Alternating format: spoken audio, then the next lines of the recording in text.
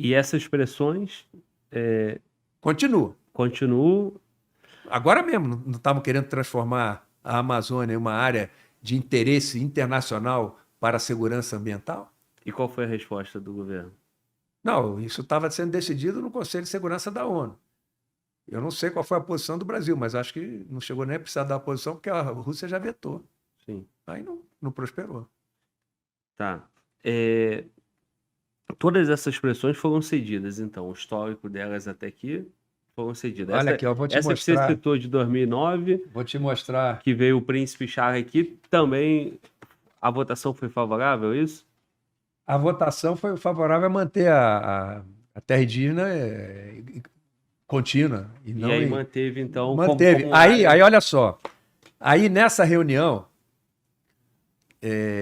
o então falecido ministro, se não me engano, Carlos Alberto Direito, ele pediu vistas. E aí ele veio com 18... já estava definido, ia ser em terra contínua. Ele veio com 18 ressalvas para que qualquer terra indígena que viesse a ser demarcada fosse obedecida aquelas 18 ressalvas.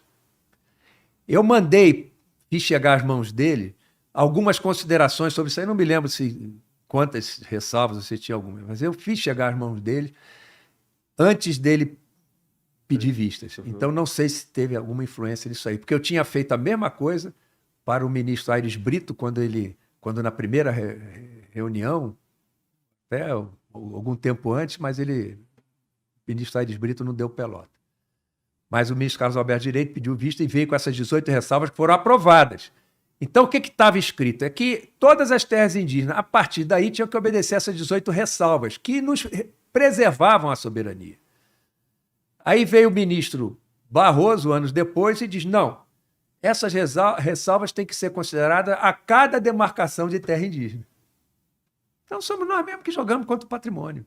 Olha aqui como é que está a calha norte do Rio Amazonas. Está vendo aí? Isso tudo começou com uma reserva indígena, a Yanomami, lá naquele cantinho. Esse pedaço todo aqui? Todo da linha escura para cima. Para cima. Tudo isso que está escuro é reserva ou unidade de conservação. Na faixa de fronteira. Aí vem... Em 2007, o governo brasileiro, em 2007, vota na ONU a favor da Declaração Universal dos Direitos dos Povos Indígenas. Nessa Declaração Universal dos Direitos dos Povos Indígenas tem um artigo que diz que os índios em suas terras têm direito a autogoverno e autodeterminação de sua condição política. Que isso?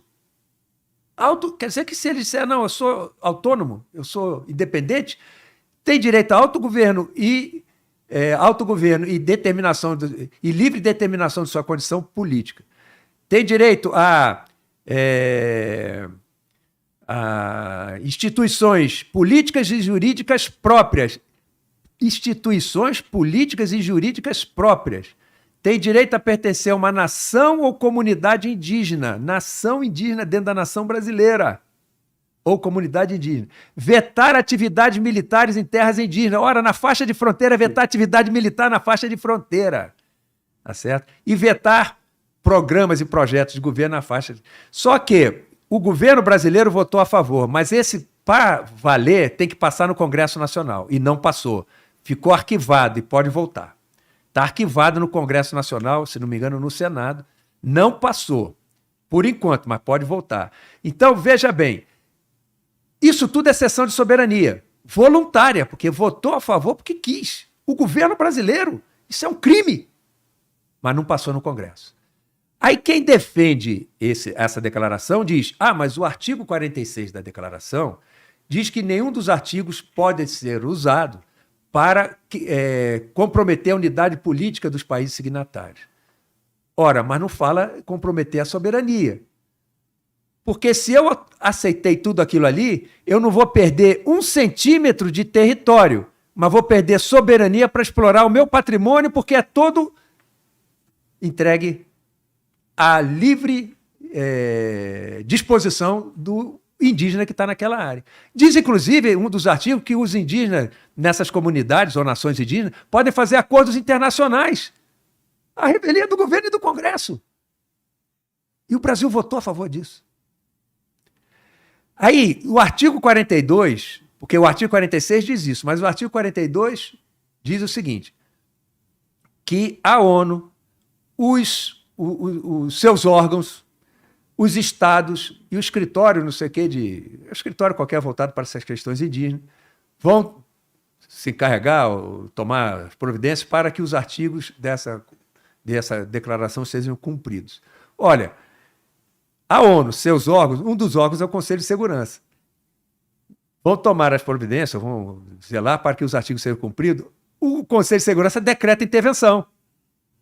Ele tem autoridade para decretar intervenção. Então, se ele vai zelar para o cumprimento desses artigos, o que adianta a unidade territorial? Se eu já cedi soberania aceitando todos aqueles outros artigos ali, e ainda o Conselho de Segurança pode decretar intervenção, e o Brasil votou a favor desse artigo.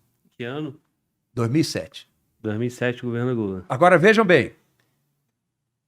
Povo indígena. Porque o indígena, nas terras indígenas, é convencido pelas ONGs ligadas a potências europeias, que tem cobiça na Amazônia, o indígena é convencido de que ele não é brasileiro.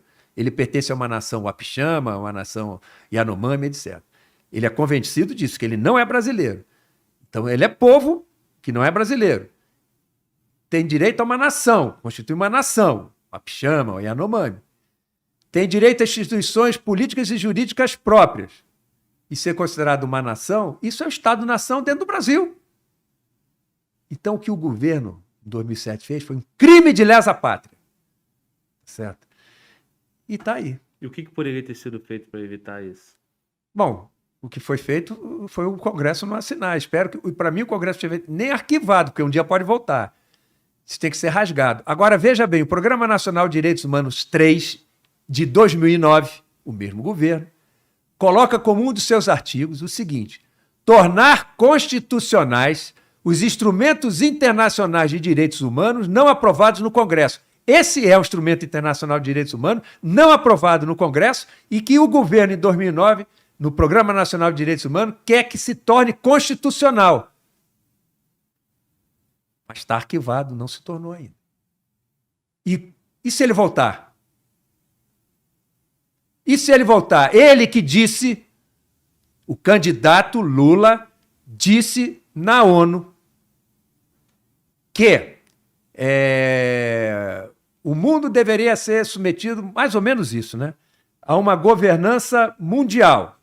E que o que fosse decidido nas reuniões dessa governança mundial tinha que ser colocado em prática de imediato nos países após essa reunião, e que ele dá a entender que é o Conselho de Segurança. Ou seja, colocar de imediato em funcionamento, passando por cima do Congresso. Então, olha aqui, me permita ler aqui para ficar bem claro. A ideia de Lula de haver uma governança global, que aparentemente é na ONU, né, cujas decisões sejam imediatamente implantadas sem precisar da aprovação do Congresso Nacional. Isso ameaça a soberania nacional, particularmente as questões ambientais e indígenas, particularmente na Amazônia. Ele falou isso. Para Lula, a questão climática... Isso eu peguei no TikTok, HTTPS, eu tenho aqui o site. Para Lula, a questão climática exige uma legislação internacional a ser submetida a todos os países com a devida fiscalização. Ou seja, um governo internacional com mais poder do que o brasileiro.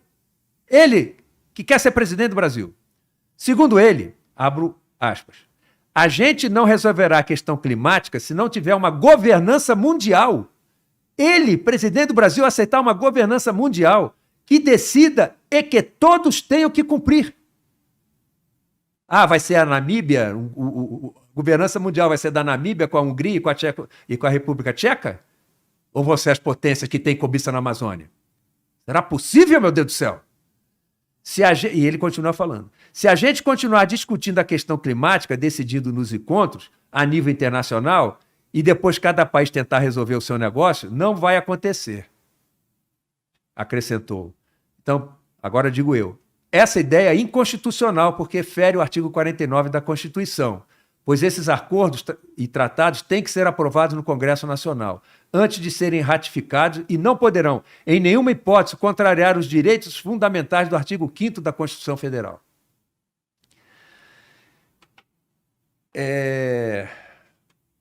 essa é a ideia do candidato, que quer governar o Brasil. Então teve um movimento em 2007, travado pelo Esse Congresso, movimento vem... teve o... e isso é após... Teve a OIT 169, que é antes, mas ela compromete um pouco a soberania, mas tem como se impor. É a OIT 169. Eu li ela todinha, e ali, em toda ela, onde tem alguma coisa que possa comprometer a soberania, tem um senão. E no Tratado de Adesão, o Brasil diz que todas as iniciativas que significarem algum gravame para o patrimônio nacional têm que passar pelo Congresso.